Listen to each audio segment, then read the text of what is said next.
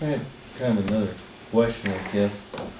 I go shopping quite a bit, and over the last few years I was trying to buy a pair of shoes made in the United States. I did find one pair of tennis shoes. And then I started looking at my shirts. I never ever found a single shirt made in the United States. And then I started looking at paper products, and almost all of them are from Asia. My question is the Congress doing anything to bring our industry back, or is it just ignoring it? Everything we're doing is defensive, not offensive. And I'll describe the difference. What we're doing is defensively under the World Trade Organization regulations. When a country is subsidizing things coming in this product, we can impose countervailing duties on those.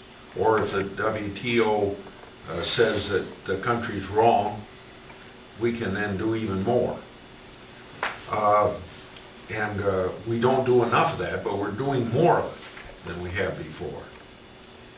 What we have to do offensively is make our industry more competitive. We got the second highest corporate tax rate in the world. We got to reduce the corporate tax rate if we're going to be competitive. We have a lawsuit regime in this country that no other country has, and so we build that into the cost of our product. I'm not for nationalization of health care, but if we had the taxpayers take over all health care in America, and it wasn't built into the cost of the product, of the John Deere tractors and everything else, it'd make us much more competitive.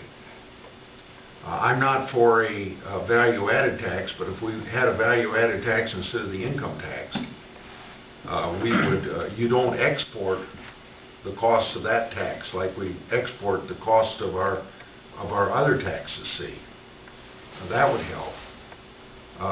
This lawsuit regime, if we would change that, it would reduce, I don't have a figure for manufacturing, but if you, I guess I explained it to him, 10% of medical malpractice, defensive medicine is 10% of the cost of medicine. Take 10% of $2.7 trillion, and you've got real money, $270 billion.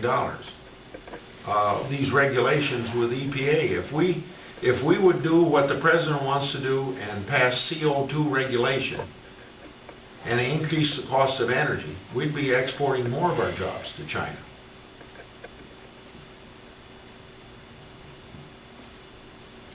We will. What? We will. Yeah. And, No, I say we will because private industry can go anywhere. You, government, have to stay inside the boundaries of the United States. Private industry can go anywhere. Everywhere. They don't have to be here. Do they understand that in Washington?